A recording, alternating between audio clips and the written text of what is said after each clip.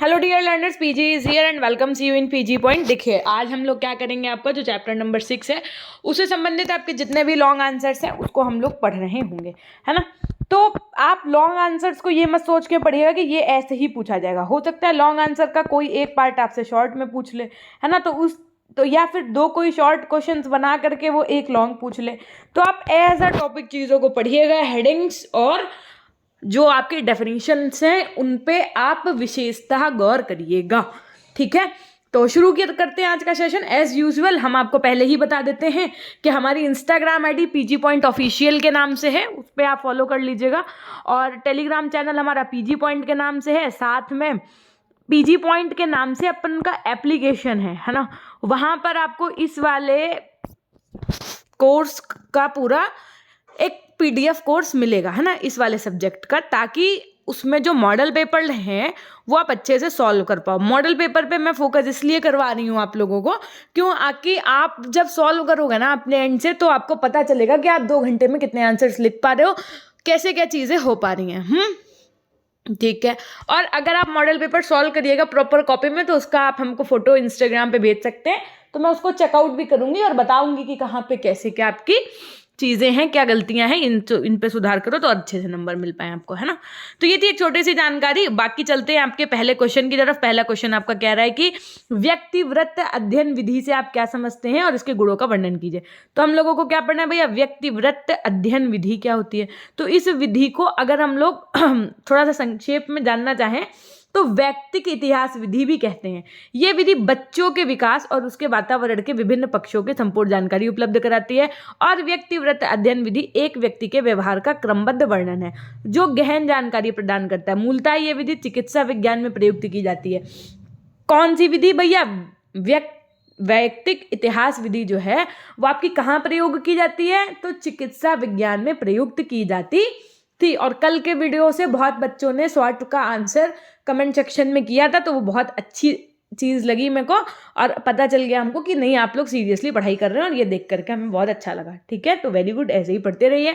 इस विधि के अनुसार हम लोग करते क्या है मैम, तो इस विधि में क्या होता है, जो रोगी का अध्ययन होकर किया जाता है, जो रोगी होता है उसके अध्ययन हेतु चिकित्सक रोगी की वर्तमान दशा और लक्षणों का सावधानीपूर्वक परीक्षण करने के साथ साथ रोगी का पूर्ण विकास, उसका स्वास्थ्य और प्रारंभ से ही उसकी शारीरिक स्थिति तथा अतीत के साथ अन्य कई घटकों का भी अध्ययन करता है। इसी प्रकार शिक्षा में असामान्य बालक जैसे नेत्रहीन, है ना, बहरे लोग, मानसिक दृष्टि से विक्षिप्त, अपराधी तथा भगौड़े आदि का इस विधि के द्वारा हम क्या करते हैं भैया, अध्ययन करते हैं। इस विधि की आधारभूत मान्यता ये है कि एक व्यक्ति की वर्तमान स्थिति, उसके व्यवहार और अभिवृत्तियां उन ढंगों में बनी हैं जिनसे उसने अपने जीवन में कुछ महत्वपूर्ण अनुभवों और घटनाओं से निपटा है। विभिन्न शिक्षा शास्त्रियों ने इसे विभिन्न शब्दों में परिभाषित किया, यानी कि इस विधि को जो अलग अलग शिक्षा शास्त्री थे उन्होंने अपने शब्दों में क्या कहा है। तो देखो भाई, जो आपके क्रो एंड क्रो थे, इन्होंने कहा कि व्यक्ति इतिहास में व्यक्ति का विगत इतिहास और वर्तमान स्थिति समेत रहते हैं। इसका प्रयोग प्रायः छात्र की गंभीर समस्याओं का समाधान करने के प्रयास तथा सीमित है। ठीक, अब जो आपकी ये व्यक्तिवृत्त अध्ययन विधि है, ये तो आप समझ गए कि कैसी विधि है और कहाँ इसका प्रयोग किया जाता है। अब क्वेश्चन में ये भी पूछा गया था कि व्यक्तिवृत्त अध्ययन विधि के क्या गुण हैं, है ना। तो ये देखो, पहला क्या है कि इस विधि से किसी भी इकाई का गहन रूप से सूक्ष्मतम तथा विश्लेषणात्मक अध्ययन किया जाता है। साथ में मानसिक व्याधियों तथा अपराधियों के अध्ययन में उपयुक्त होती है ये। इसी तरीके की विधि द्वारा अनेक सामाजिक बुराई जैसे भ्रष्टाचार, चोर बाजारी, जमाखोरी, औद्योगिक संकट, सामाजिक तनाव तथा अपराधी व्यक्तियों का विश्लेषणात्मक अध्ययन संभव हो जाता है। और क्या होता है मैम, इस विधि के क्या गुण होते हैं, हमने कहा इससे वैध परिकल्पनाओं की रचना में ये उपयोगी साबित होती है और संबंधित इकाई के अतीत का सजीव चित्रण भी करती है। साथ में संबंधित इकाई का सूक्ष्मतम से अध्ययन भी होता है इस विधि के माध्यम से। ठीक है, तो ये कुछ इसके गुण हैं जो आपने यहाँ पे ऐसे देख लिया। अब देखो, इतने 13 गुण हैं। आप पेपर में ज़रूरी नहीं है, आप पेपर में 8 भी लिख सकते हो, 6 भी लिख सकते हो। ठीक है, ये आपके ऊपर है। नेक्स्ट देखिए क्वेश्चन नंबर 2 क्या कह रहा है आपसे कि संचित अभिलेख पत्र क्या होता है, संचित अभिलेख पत्र की विशेषताएं कौन कौन सी होती है और इस पत्र की उपयोगिता की व्याख्या करो। तो नॉर्मली आप टॉपिक को जान लीजिए कि क्या है, बस बाकी लिखना तो आपको अपने ही शब्दों में है। बस हाँ ये है कि जब भी आप लिखिएगा तो कुछ ऐसे शब्दों का प्रयोग करिएगा कि एग्जामिनर को लगे कि हाँ पढ़ करके आए हो, ऐसे कुछ नहीं लिख रहे हो, ठीक। तो देखो भैया, वर्तमान समय में संचित अभिलेख पत्र शिक्षा पद्धति जो है उसका एक अभिन्न अंग है। संचित अभिलेख पत्र निर्देशन कार्यक्रम में व्यक्ति या छात्र के संबंध में जानकारी प्राप्त करने के लिए विशेष महत्व रखता है। इसके अंतर्गत क्या होता है मैम, हमने कहा इसके अंतर्गत छात्रों से संबंधित संपूर्ण जानकारी होती है। बात समझिएगा बात को, संचित अभिलेख पत्र में क्या लिखा होता है, इसमें जो बच्चा होता है ना उससे संबंधित संपूर्ण जानकारी होती है और इसके माध्यम से जो निर्देशक या परामर्शदाता होता है वो बच्चे के इंटरेस्ट, बच्चे की कैपेबिलिटी, बच्चे की नीड, एरिया ऑफ इंटरेस्ट, इन सब चीज़ों के आधार पर व्यक्तित्व आदि का ज्ञान प्राप्त करता है।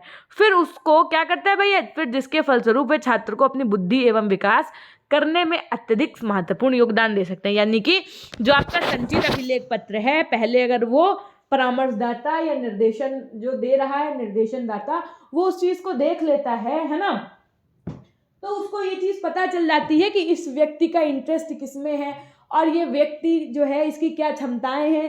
फिर वो उस हिसाब से उस व्यक्ति को परामर्श देता है, राय देता है ना, और निर्देशन का कार्य करता है, ठीक है।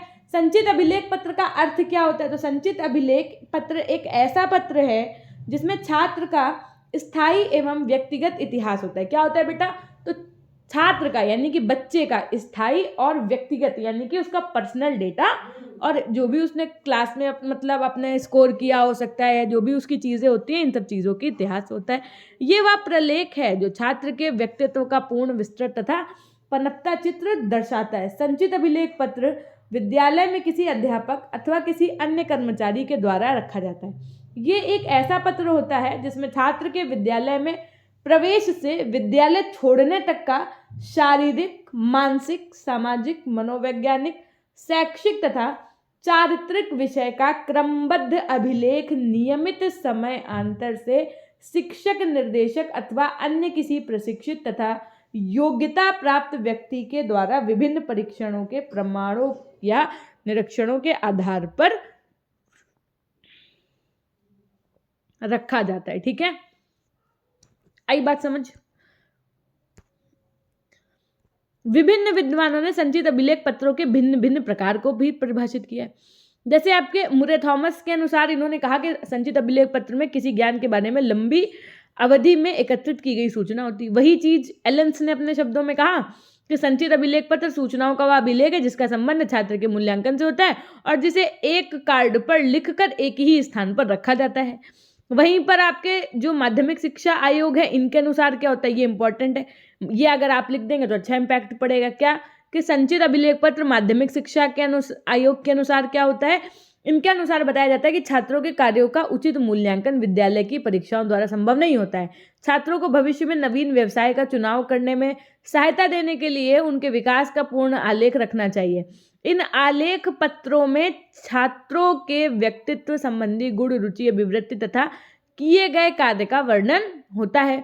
उपरोक्त परिभाषाएं जो आपने पढ़ी, इनके आधार पर क्या निष्कर्ष निकाला जा सकता है, तो हम लोग ये कंक्लूजन निकाल सकते हैं कि जो संचित अभिलेख पत्र होता है ना, वो क्या होता है, एक ऐसा पत्र होता है जो छात्र के संबंध में संपूर्ण जानकारी अपने में समाहित करता है, ठीक है। और ये जानकारी विभिन्न प्रकार के परीक्षणों, साक्षात्कारों, निरीक्षणों, कक्षा अध्यापक या विषय अध्यापक की रिपोर्टों, डॉक्टर की रिपोर्टों तथा पाठ्यंतर प्रतियोगिताओं के द्वारा प्राप्त होती है। अब संचित अभिलेख पत्र की विशेषताएं क्या होती हैं, तो ये समझिएगा। पहली बात तो इसमें सूचनाओं की वैधता, मतलब जो भी सूचनाएं होंगी वो क्या होंगी, सूचनाओं का आधार इसमें क्या होता है भैया, अवैज्ञानिक नहीं होता है, एकदम सत्य पर आधारित सूचनाएं लिखी होती हैं। विश्वसनीयता, अरे जो भी आप संचित अभिलेख पत्र में आप लिख रहे हैं वे सारी सूचनाएं कैसी होनी चाहिए, विश्वसनीय होनी चाहिए, वस्तुनिष्ठता होनी चाहिए। इसका मतलब ये है कि अभिलेख पत्र में लिखी गई सूचनाएं व्यक्तिगत विचारधाराओं से प्रभावित नहीं होनी चाहिए तथा उनकी भाषा अनेक अर्थक नहीं होनी चाहिए। व्यापकता, संचित अभिलेख पत्र में बालक से संबंधित सभी प्रकार की सूचनाओं का समावेश होना चाहिए। निश्चित स्थान की अगर मैं बात करूं तो संचित अभिलेख पत्र हर समय उपलब्ध होना चाहिए और उसे किसी केंद्रीय स्थान पर ही रखा जाना चाहिए। तथ्यों की सरलता, संचित अभिलेख पत्र सरल होना चाहिए जिससे कि उसके तथ्यों को आसानी से समझ में आ जाए और इनमें जटिलता नहीं होनी चाहिए। छात्रों की सफलताओं और असफलताओं का मूल्यांकन, इस अभिलेख पत्र में संकलित तथ्यों के आधार पर छात्र की सफलताओं और असफलताओं का मूल्यांकन किया जाता है, अतः निश्चित अवधि के बाद अध्यापक द्वारा उसका अध्ययन भी किया जाना चाहिए। नवीनता की अगर मैं बात करूं तो छात्र के संबंध में कोई नवीन सूचना मिले तो तुरंत उसे अभिलेख पत्र में लिखना चाहिए। जैसे मान लीजिए कि कोई बच्चा जो था वो क्या हुआ भैया, उसको कंपटीशन में ले जाया गया है ना डिस्ट्रिक्ट लेवल की, और वो पूरा डिस्ट्रिक्ट टॉप कर गया, जीत गया डिबेट में, तो उसकी ये जो विनिंग वाली चीज़ है ये किसमें भैया, संचित अभिलेख पत्र में लिखनी चाहिए, ताकि उसमें डे टू डे क्या हो जाता है, इम्प्रूवमेंट सब चीज़ें होती रहें। लचीलेपन की अगर मैं बात करूँ, फ्लेक्सिबिलिटी की, तो एक उत्तम अभिलेख पत्र को लचीला होना चाहिए ताकि उसमें आवश्यकता अनुसार परिवर्तन भी किया जा सके। समय समय पर मूल्यांकन जो होता है बच्चों का, जैसे मान लो FA हुआ, ऐसे हुआ, तो इन सब चीज़ों का भी प्रॉपरली उसमें समावेश होना चाहिए, है ना। शब्दों और संकेतों के अर्थ का प्रयोग होना चाहिए। निरंतर लेखन, साथ में एक उत्तम अभिलेख पत्र में छात्र के विद्यालय जीवन और बाह्य जीवन से संबंधित सभी बातें नियमित रूप से लिखी जानी चाहिए। पूर्ण सूचनाओं की अगर मैं बात करूं तो संचित अभिलेख पत्र में छात्र के जीवन से संबंधित तथा विकास से संबंधित पूर्ण सूचनाएं लिखी जानी चाहिए। सरलता की अगर हम बात करें तो एक उत्तम संचित अभिलेख पत्र में पर्याप्त सरलता होनी चाहिए ताकि आवश्यकता पड़ने पर प्रत्येक व्यक्ति इसका अध्ययन कर सके और इच्छित सूचना भी प्राप्त की जा सके। अब संचित अभिलेख पत्र का महत्व या उपयोगिता की अगर हम बात करें कि इसका मैम यूज़ कहाँ होता है, ठीक है, हम बच्चे के बारे में इतनी जानकारी रख करके करेंगे क्या, हमने कहा देखो इसका कहाँ पर यूज़ होता है। इस पत्र के अंतर्गत छात्र के प्रत्येक पहलू से संबंधित अभिलेख उपलब्ध होता है जिसके कारण उसके बारे में जानकारी प्राप्त हो जाती है। ये अभिलेख छात्रों को अपनी सफलताओं एवं असफलताओं का मूल्यांकन करने में सहायता देता है। इस अभिलेख के द्वारा अध्यापक छात्र की योग्यताओं, कुशलताओं, बौद्धिक क्षमताओं, रुचियों तथा रुझानों के बारे में उचित जानकारी प्राप्त कर लेता है। साथ में यह अभिलेख छात्रों के व्यावसायिक एवं शैक्षिक निर्देशन में अध्यापक की सहायता करता है और न्यायालय के अधिकारियों को इस अभिलेख की सहायता से बाल अपराधियों के वातावरण से परिचित भी कराया जा सकता है। यह अभिलेख अब समायोजन को दूर करने में शिक्षक, निर्देशक एवं परामर्शदाता की सहायता करता है और यह अभिलेख छात्रों के लिए उपयुक्त और अधिक प्रभावपूर्ण शैक्षिक योजनाओं का निर्माण करने में सहायता प्रदान करता है। विद्यालय में प्रवेश करने वाले नए शिक्षकों को इन संचित अभिलेख पत्रों की सहायता से छात्रों के संबंध में पूर्ण जानकारी प्राप्त हो जाती है। संचित अभिलेख पत्र की सहायता से छात्र से संबंधित तथ्य एक विद्यालय से दूसरे विद्यालय में स्थानांतरित किए जा सकते हैं। इस अभिलेख पत्र के द्वारा छात्र के गुणों एवं अवगुणों से बालकों को सूचित किया जा सकता है कि जिससे कि अभिभावकों एवं शिक्षकों में संपर्क स्थापित हो सके। इस तरीके से आपने देख लिया कि क्या एक संचित अभिलेख पत्र की महत्व होता है, क्या उपयोगिताएं होती हैं और संचित अभिलेख पत्र आपका होता क्या है। नेक्स्ट क्वेश्चन है आपका कि साक्षात्कार प्रविधि से आप क्या समझते हैं। साक्षात्कार प्रविधि के मुख्य तत्वों, विशेषताओं एवं उद्देश्यों का वर्णन कीजिए। साक्षात्कार प्रविधि मतलब इंटरव्यू, जो 1-to-1 इंटरेक्शन के माध्यम से चीज़ें हो रही होती हैं। साक्षात्कार प्रविधि का अर्थ होता है कि दो व्यक्तियों को किसी उद्देश्य की पूर्ति हेतु आपसी वार्तालाप, सूचना देने वाला तथा सूचना लेने वाला दोनों ही किसी विशेष उद्देश्य की पूर्ति के लिए वार्तालाप करते हैं, ठीक है।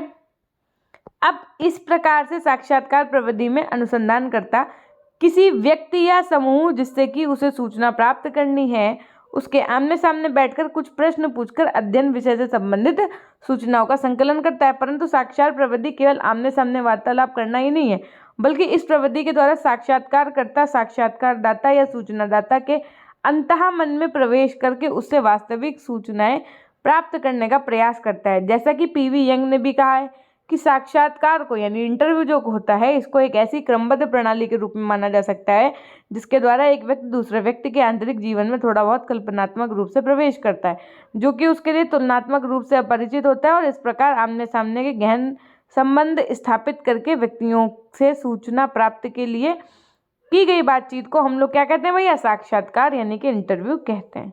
साक्षात्कार के अर्थ को और भी अधिक स्पष्ट रूप से समझने के लिए कुछ अन्य परिभाषाओं का अध्ययन भी आवश्यक है जो कुछ निम्न प्रकार से हैं। देखिए, सिनपाओ यंग ने साक्षात्कार प्रविधि को परिभाषित करते हुए क्या लिखा है ये समझिएगा। तो इन्होंने कहा कि साक्षात्कार क्षेत्रीय कार्य की एक ऐसी प्रविधि है जो कि व्यक्ति या व्यक्तियों के व्यवहार की निगरानी करने, कथनों को अंकित करने व सामाजिक अंतःक्रिया को वास्तविक परिणामों का अवलोकन करने के लिए प्रयोग में ली जा सकती है। वहीं पर साक्षात्कार प्रविधि को और भी अधिक स्पष्ट रूप से परिभाषित करते हुए प्रोफेसर वी.एम. पाल्मर ने लिखा है कि साक्षात्कार दो व्यक्तियों के बीच सामाजिक स्थिति है जिसमें निहित मनोवैज्ञानिक प्रक्रिया के लिए यह आवश्यक है कि दोनों व्यक्ति परस्पर उत्तर प्रत्युत्तर करते रहें। यद्यपि साक्षात्कार के सामाजिक अनुसंधान के उद्देश्यों में संबंधित दलों से बहुत कुछ भिन्न उत्तर प्राप्त होने चाहिए। इस प्रकार वास्तविक रूप से साक्षात्कार में दो व्यक्ति एक दूसरे के सम्मुख केवल उपस्थित मात्र नहीं होते बल्कि उनमें परस्पर उत्तेजना और सहयोग जैसी अनुक्रियाएं भी होती हैं। इसी कारण प्रोफेसर गुडे एवं हॉट ने साक्षात्कार को एक सामाजिक प्रक्रिया मानते हुए क्या लिखा है कि मूल रूप में साक्षात्कार सामाजिक अनुक्रिया की एक प्रक्रिया है। ठीक है, अब देखो ये जो आपका ये अभिलेख क्रो एवं क्रोन के अनुसार अगर हम बात करें तो ये अभिलेख पत्र छात्र संबंधी समस्त सूचनाओं को स्थायी रूप से सुरक्षित रखता है।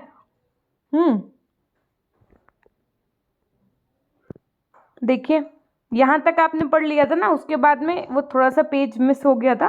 तो यहाँ से आप समझिए कि साक्षात्कार जो आपकी प्रविधि होती है उसके मुख्य तत्व कौन कौन से होते हैं।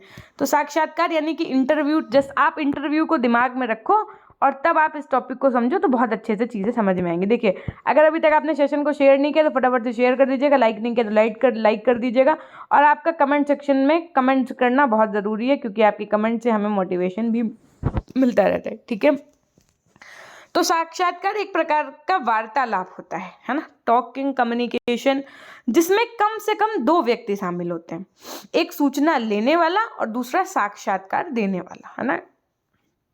साक्षात्कार किसी एक व्यक्ति या दूसरे व्यक्ति से होता है। शिक्षा क्षेत्र से संबंधित साक्षात्कार के अंतर्गत साक्षात लेने वाला प्रायः अध्यापक और कोई शोधकर्ता होता है तथा साक्षात्कार देने वाला कोई छात्र होता है। ठीक है, साक्षात्कार यानी इंटरव्यू के दौरान होने वाले वार्तालाप को कोई ना कोई तो उद्देश्य अवश्य होता है। साक्षात्कार एक व्यक्ति से दूसरे व्यक्ति के साथ संपर्क स्थापित करने का एक महत्वपूर्ण साधन होता है। साक्षात्कार लेने वाला व्यक्ति प्रशिक्षित तथा अनुभवी होता है जो दूसरे व्यक्ति को सलाह अथवा परामर्श देता है।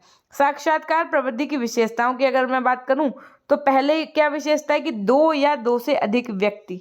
साक्षात्कार प्रविधि की मुख्य विशेषता है इसमें दो या दो से अधिक व्यक्तियों का परस्पर आमने सामने वार्तालाप होता है। अकेला व्यक्ति अपना ही साक्षात्कार नहीं कर सकता है। इसका कारण क्या है भैया, साक्षात्कारकर्ता और साक्षात्कारदाता का होना आवश्यक है।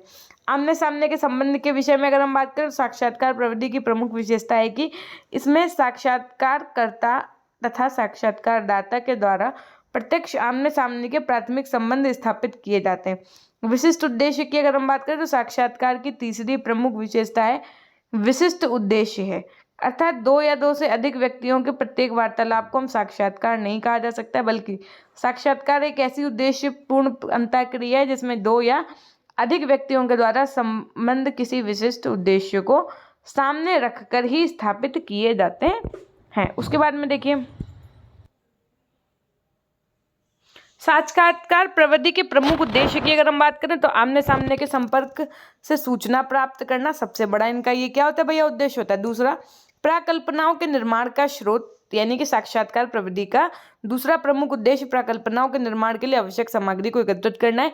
साक्षात्कार के समय अनुसंधानकर्ता को व्यक्तिगत एवं सामाजिक जीवन के संबंध में बहुमूल्य जानकारी प्राप्त होती है जिसके आधार पर अनुसंधानकर्ता को विभिन्न व्यक्तियों की भावनाओं, विचारों, मनोवृत्तियों इत्यादि के संबंध में जानकारी प्राप्त होती है। इसी कारण सामाजिक क्रियाओं और व्यक्तिगत अंतःक्रिया के संबंध में प्रकल्पनाओं के निर्माण के लिए साक्षात्कार प्रविधि अत्यंत उपयोगी होती है। अवलोकन के लिए अवसर पाना, गुणात्मक तथ्यों का संकलन करना और व्यक्तिगत एवं आंतरिक सूचना का संकलित करना, ये सब आपके क्या होते हैं, ये सब आपके साक्षात्कार प्रविधि जो होती है इसके एक गुण होते हैं, इसके क्या होते हैं, महत्व होते हैं। नेक्स्ट क्वेश्चन क्या है कि भैया निर्धारण, मापनी या रेटिंग स्केल से आपका क्या अभिप्राय है, इनकी विशेषताओं तथा प्रकारों का संक्षिप्त विवेचन कीजिए। देखिए भैया, जो आपकी ये जो निर्धारण मापनी या रेटिंग स्केल का प्रयोग सरलता से व्यक्तित्व या चरित्र के विभिन्न पहलुओं का मापन करने के लिए किया जाता है। वैज्ञानिक और शिक्षा शास्त्रियों के अनुसार इसका अर्थ इस प्रकार से है। किस प्रकार से है? गिलफोर्ड ने 1954 में क्या बताया कि वह सभी रेटिंग विधियां जिनमें वर्ग निर्णय होते हैं सैद्धांतिक रूप से इनके अंतर्गत आते हैं। बार डेविस व जॉनसन के शब्दों में कहा गया कि किसी परिस्थिति, वस्तु या व्यक्ति के संबंध में मत अथवा निर्णय देने की विधि को निर्धारण मापनी कहते हैं। वहीं पे जो आपके जॉन डब्ल्यू बेस्ट थे, इन्होंने बताया कि निर्धारण मापनी किसी व्यक्ति के शील गुणों या वस्तु के सीमित पक्षों का गुणात्मक विवरण प्रस्तुत करती है। ठीक है, निर्धारण मापनी प्रायः दो अवधारणाओं पर आधारित होती है। एक तो सातत्य की स्थिति और दूसरा उस सातत्य का प्रतिनिधित्व। इस मापनी में एक व्यक्ति एक उद्दीपक के प्रति अपनी अभिव्यक्ति या निर्णय पूर्व निर्मित स्केल या विभिन्न श्रेणियों में से किसी बिंदु या श्रेणी पर देता है। निर्धारण मापनी को प्रायः 3, 5, 7, 9 बिंदुओं में वर्गीकृत किया जाता है। निर्धारण मापनी की विशेषता क्या होती है? जस्ट लाइक रेटिंग स्केल, कि अगर आप खुद सोचो आपको किसी को रेट करना हो ना, जस्ट लाइक अब स्टार्स वगैरह से आप लोग रेट करते हो ना, किसी कोई चीज़ आपने मान लो फ्लिपकार्ट से मंगाया, आपको पसंद आ गया बहुत, तो आपने उसको 5 स्टार दे दिया, है ना। बहुत नहीं पसंद आया तो आपने उसको 2 स्टार दिया, है ना, 3 दे दिया या 3.5 दे दिया। इस तरीके से आप लोग चीज़ें करते हैं ना। बस उसी तरीके से बच्चों के लिए जो निर्धारण मापनी होती है ना, उसकी क्या विशेषताएं होती हैं ये समझो, कि इसमें अनेक उद्दीपनों का निर्धारण एक एक करके सरलता से और सफलतापूर्वक संपन्न किया जा सकता है। इसके अतिरिक्त पदांकन विधि के अंतर्गत ऐसे उद्दीपकों की संख्या का सीमित रहना अति आवश्यक होता है क्योंकि पदांकन के लिए यदि एक निश्चित सीमा के बाद उद्दीपकों की संख्या में वृद्धि होती है तब उसके पदांकनों का स्वरूप वैध न रह करके प्रायः मनमाना सा हो जाता है। ये विधि दूसरी विधियों से सरल होती है और इसमें निर्णय लेने के में क्या होता है, समय की बचत होती है, क्योंकि इसके अंतर्गत सभी उद्दीपकों के पदांकन विधि की भांति एक साथ प्रस्तुत करने की आवश्यकता नहीं पड़ती है। इसमें विभिन्न उद्दीपकों को निर्धारक के सामने एक एक करके रखा जाता है और निर्धारक को दिए गए स्केल के आधार पर जो समानता, भैया ये जरूर याद रखिएगा, जो सामान्यतः 3, 5, 7, 9 बिंदु कुछ भी हो सकता है, उसके प्रति इसमें एक निश्चित स्थिति बिंदु अथवा संवर्ग के लिए अपना विभेदक निर्णय प्रदान करना होता है। इसमें निर्धारक के सामने एक उद्दीपक के प्रति निर्णय लेने के लिए एक निश्चित और सीमित संदर्भ परिधि ही रहती है और ये स्थिति उस परिस्थिति की अपेक्षा अधिक सुविधाजनक रहती है, जबकि पदांकन की प्रक्रिया के अंतर्गत दिए गए 25 या 30 उद्दीपकों का एक विशेष मापदंड के आधार पर एक साथ ही क्रमानुसार प्रस्तुत करना पड़ता है। निर्धारण मापनी के जो प्रकार होते हैं वो किस प्रकार होते हैं? देखो, अगर हम आंकिक या सांख्यिकी मापनी बनाएंगे तो उसमें देखो 5 नंबर दे दिया हमने। 5 नंबर में अगर मान लो हमने बच्चे को 1 नंबर दिया तो इसका मतलब है कि वो बच्चा पसंद नहीं किया जा रहा है। 2 नंबर दिया तो इसका मतलब नापसंद है। 3 नंबर दिया तो इसका मतलब ठीक है, उदासीन है। 4 नंबर दिया अगर तो इसका मतलब पसंद है। 5 नंबर दिया तो इसका मतलब अधिक पसंद है। तो इसको हम कहते हैं आंकिक या सांख्यिकी मापनी। ठीक है, एक होती है ग्राफ मापनी। उसमें आपने देखा होगा ना कि जैसे मान लो कोई बच्चा बहुत ज़्यादा प्रोग्रेसिव है तो उसका इस तरीके से ग्राफ है, फिर उसका धीरे धीरे मीटर डाउन हुआ था ना, तो इस तरीके से अन्य अन्य बच्चों के ऐसे करके ग्राफ मापनी होती है। ये कुछ इस प्रकार की है ना। स्तर या प्रमाणिक मापनी है ना, कहते हैं ना प्रथम स्तर, द्वितीय स्तर। एक वर्ग सूची तैयार की जाती है। जैसे मान लीजिए हमने कहा, वही स्टार वाली बात आप समझ लो कि कोई अगर बहुत अच्छा बच्चा होगा तो उसको हम 5 स्टार देंगे, है ना, 3, 4 और 5 देंगे। कोई बच्चा कम अच्छा होगा तो हम उसको मात्र 2, 3 सर्कल देंगे। कोई बच्चा एकदम ही बेकार होगा पढ़ने में तो हम उसको क्या करेंगे, एक सैड इमोजी दे देंगे। तो इस तरीके के सूचकों का प्रयोग हम लोग किसमें करते हैं? स्तर या प्रमाणिक मापनी में करते हैं। व्यक्ति या व्यक्ति मापनी क्या होती है? इस मापनी में निर्धारक को 10 से 25 तक उन व्यक्तियों के नाम लिखने होते हैं जिन्हें वो जानता है। फिर निर्धारक शील गुणों के आधार पर इन व्यक्तियों को पदांक प्रदान करना होता है और औसत निकालकर उच्च पदांक पाने वाले को मापनी में उच्च स्थान तथा निम्न पदांक पाने वाले को मापनी में निम्न स्थान दिया जाता है। मध्य का पदांक पाने वाले व्यक्ति को मापनी के मध्य का स्थान दिया जाता है। इस प्रकार की मापनी में दूसरे और चौथे स्थान भी दिए जाते हैं। इस प्रकार 5 बिंदु मापनी तैयार हो जाती है और इसका विकास सैनिकों के लिए किया जाता है। सैनिकों के अतिरिक्त किसी और व्यक्ति पर इसका प्रयोग कम किया जाता है। चित्र तुलना की अगर हम बात करें तो इस मापनी का विकास हार्टशॉर्न तथा मैंने किया था और ये पोर्ट्रेट का आधार शाब्दिक चित्रों से है। इस मापनी में किसी शीलगुण के संबंध में शाब्दिक कथनों का संघर्ष किया जाता है। फिर प्रत्येक कथन का एक अलग कार्ड पर लिख लिया जाता है। फिर 7 निर्णायक इन कार्डों का पदांक देते हैं और औसत पदांक के आधार पर 10 चित्र तुलनांक, यानी कि इन सबको हम छांट लिए जाते हैं और फिर इन 10 चित्र तुलनाओं को 48 निरीक्षकों के द्वारा पदांक करवाने के बाद अंतिम मापन चित्र मध्यमान के आधार पर कर लिया जाता है। संचित अंक से रेटिंग 2 प्रकार की होती है। एक तो होती है आपकी चिन्हांकन सूची विधि के माध्यम से, एक होती है कि बूझो कौन वाली विधि। तो जो आपकी चिन्हांकन सूची विधि होती है, इसमें क्या होता है कि इसमें सूचनादाता को उत्तर देने की स्वतंत्रता नहीं होती है। इसमें संबंधित समस्या, उनके तथ्य, परिवर्ती या स्थिति दी जाती है। जस्ट लाइक एक कंडीशन दी जाती है ना, फिर उसको हाँ या ना में उसको जवाब देना होता है कि अगर आपके सामने ऐसी सिचुएशन आ जाए तो आप क्या करेंगे, है ना। तो वो आपकी चिन्हांकन सूची विधि हो जाएगी। उसके अंदर बूझो तो कौन, जैसे हम लोग पूछो ना, हरी थी खड़ी थी राजा जी के खेत में पड़ी, ऐसे करके पूरी एक वो बना लेते हैं राइम टाइप, है ना। तो ये उसके अंतर्गत ये विधि आ जाएगी। बाह्य चलन मापनी की अगर हम बात करें तो इस विधि को फौजियों की श्रेणीबद्धता के लिए विकसित किया जाता है और इसमें रेटर यानी कि निर्णायक को ये बताना होता है कि कौन सी विशेषता एक व्यक्ति की अपेक्षा दूसरे व्यक्ति में अधिक है। इन गुणों में से एक मापित विशेषता के लिए वैध होता है तो और दूसरा वैध नहीं होता है। दोनों ही गुण व्यक्ति को प्रायः समान रूप से वांछित या अवांछित प्रतीत होते हैं।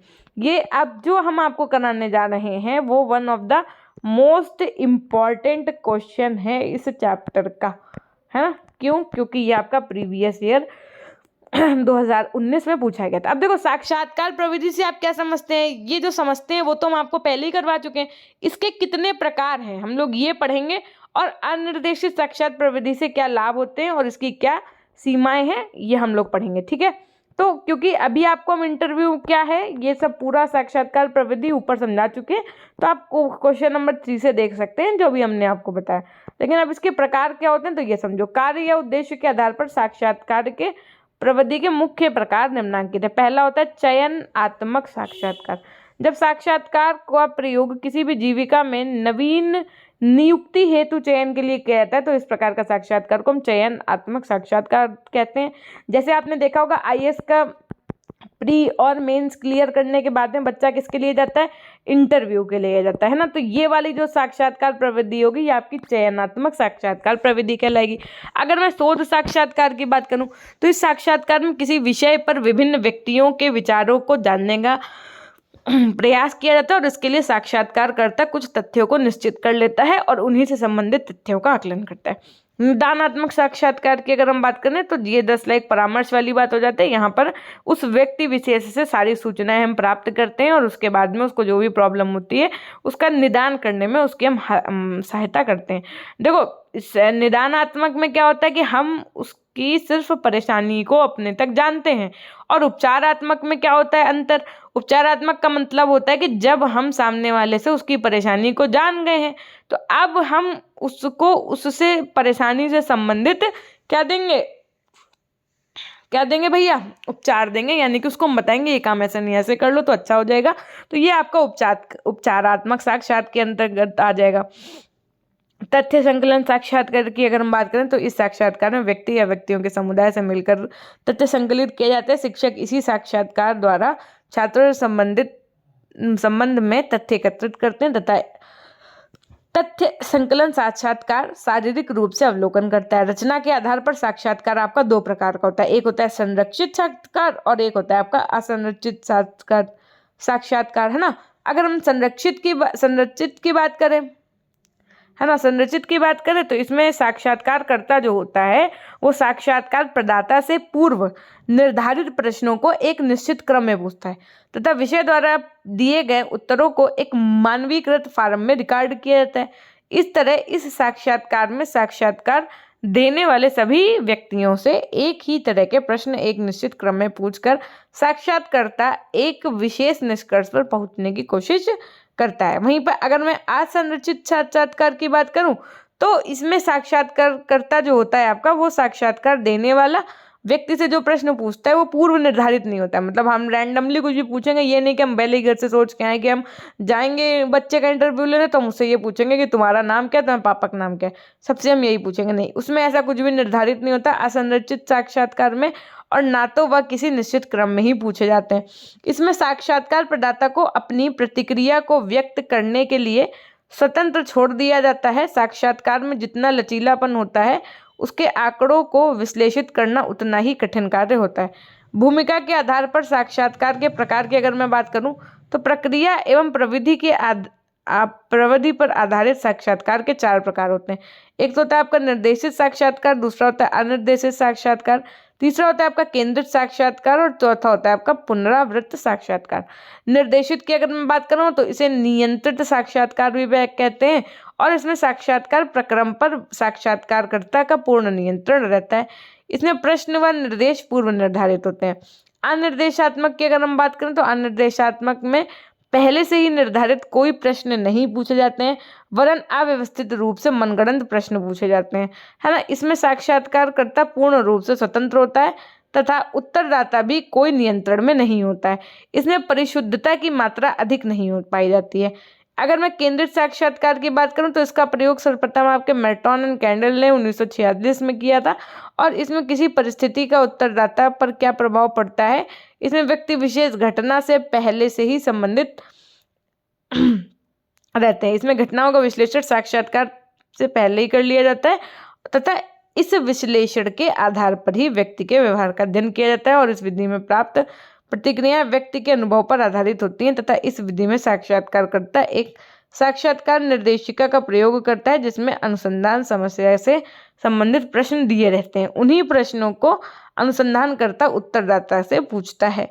अगर अब मैं बात करूं क्या भैया अनिर्देशित साक्षात्कार क्या होते हैं आपके, तो अनिर्देशित साक्षात्कार नाम से विदित होता है कि ये साक्षात्कार दिशा रहित होता है, यानी कि साक्षात्कारकर्ता के द्वारा उसकी अपनी शोध एवं योजना के अनुसार नियंत्रित होता है, लेकिन ये उत्तरदाताओं को अपनी स्वतंत्र अभिव्यक्ति के लिए एक मुक्त बंधन रहित यानी कि वातावरण प्रदान करता है। यद्यपि एक अनुसंधान तकनीकी के रूप में इसमें इसके उद्गम को मनोविश्लेषणात्मक तथा मनोचिकित्सक संबंधी उन साक्षात्कारों से साथ भी जोड़ा जा सकता है जो प्रसिद्ध मनोवैज्ञानिक फ्राइड यूंग तथा कार्ल रोजर्स इत्यादि के द्वारा अपने रोगियों को ठीक करने के लिए किए गए थे। अनिर्देशित साक्षात्कार में तो देखिए इस प्रकार से हम अनिर्देशित साक्षात्कार जो आपकी प्रविधि होती है इसके क्या लाभ होते हैं। तो इसमें देखो लाभ की अगर मैं बात करूं तो सीधी सी बात है ये व्यक्ति केंद्रित होता है और जिसका साक्षात्कार लिया जाता है ना। इसमें साक्षात्कारकर्ता प्रश्न पूछता है जो व्यक्ति के जीवन इतिहास से संबंधित होते हैं और जो व्यक्ति की समस्या समाधान में महत्वपूर्ण भूमिका निभा सकते हैं। इसमें व्यक्ति जो होता है ना वो अपनी भावनाओं को व्यक्त कर सकता है कि उसे इस प्रकार की दिक्कत है, अगर वो ऐसा करेगा तो क्या होगा, इस तरीके की बातें होती हैं। इसमें व्यक्ति अपनी भावनाओं को व्यक्त कर सकता है और व्यक्ति को बंधन मुक्त वातावरण प्रदान करता है। कौन? अनिर्देशित साक्षात्कार जो आपकी प्रविधि होती है, इनडायरेक्शनल इंटरव्यू मेथड जो होता है आपका। इसमें उत्तरदाता अपने अनुभवों और साक्षात्कारकर्ता के साथ साझा कर सकता है और इसमें उत्तरदाता स्वयं अपने आप से संबंधित तथ्यों में साक्षात्कारकर्ता से कुछ छिपाता नहीं है। और इसमें साक्षात्कारकर्ता प्रश्नों का निर्माण साक्षात्कार के समय में ही करता है। इसमें उत्तरदाता पर उत्तर देने के लिए समयबद्ध का बंधन नहीं रहता है और इसका स्वरूप अधिक यथार्थपरक होता है। ये आपका एक अनौपचारिक यानी कि इनफॉर्मल तरीका है। और अनिर्देशित साक्षात्कार की क्या सीमाएं हैं ये भी देख लो भैया। देखो इसमें समय की पाबंदी नहीं हो सकती है ना। उत्तरदाता पर ये निर्भर रहना पड़ता है। उत्तरदाता के संवेगों पर प्रतिबंध लगाना संभव नहीं होता है। अनुक्रिया के अभिलेखन में कठिनाई रहती है। उत्तरदाता वही उत्तर देता है जो वह देना चाहता है। सूचनाओं का स्वरूप संदेहास्पद होता है ना। पता नहीं वो सही बता रहा है कि गलत सामने वाला। उसके बाद में इसकी भाषा की कठिनाई अनुभव कर सकता है और पुनरावृत्ति की संभावना बनी रहती है। उत्तरों में कृत्रिमता पाए जाने की भी संभावना रहती है कि भाई सच नेचुरल जो चीज़ें हुई हैं उसके साथ वो ना बता करके वो अपने आप से मनगढ़ंत कहानी भी बता सकता है। ठीक है, तो ये होता है आपका अनिर्देशित साक्षात्कार के लाभ हानि, है ना। अब देखो इसके बाद में क्या करना है। इसके बाद में इसके संबंधित कुछ लघु उत्तरीय प्रश्न है। लघु उत्तरीय प्रश्न में हमने आपको बहुत सी चीज़ें ऑलरेडी करवा दी हैं ऊपर, तो हम उनको डिस्कस नहीं करेंगे कल, है ना। तो वो चीज़ें डिस्कस करेंगे जो सिर्फ और सिर्फ नहीं करवाई हैं आज हमने। ठीक है, तो ये तो हम आपको कल ही देखेंगे ना। जैसे संचयी आलेख है, इसको हम पहले बता चुके, लेकिन फिर भी हम बता देंगे एक बार क्योंकि ये इंपॉर्टेंट है, 2019-20 में पूछा गया। इस तरीके से देखो ये होता है आपका संचय अभिलेख जो अभी हमने ऊपर आपको पढ़ाया था, है ना, जिसमें सब कुछ बच्चे का पूरा विवरण दिया होता है। ठीक है, तो ये हम आपको कल करवा देंगे और उसके बाद में आपका चैप्टर नंबर 7 शुरू होगा। तो इन सब चीज़ों को अच्छे से पढ़ते रहिएगा। हेडिंग्स को एक कॉपी पे लिखते रहिएगा। पीजी पॉइंट ऑफिशियल पे आप हमें क्या करेंगे भैया, इंस्टाग्राम से जुड़ सकते हैं और PG point Telegram channel, PG point application को भी इंस्टॉल करके ठीक आप अपनी चीज़ें देख सकते हैं। तो ये थी एक छोटी सी जानकारी। तो हमेशा खुश रहिए, मुस्कुराते रहिए, कभी अपने लिए तो कभी अपनों के लिए। Till then take care, bye bye, love you all, love you my dear class. मिलते हैं हम आपसे नेक्स्ट क्लास के माध्यम से, तब तक के लिए अपना ध्यान रखिएगा। सेशन को लाइक शेयर तथा कमेंट करना नहीं भूलिएगा। धन्यवाद।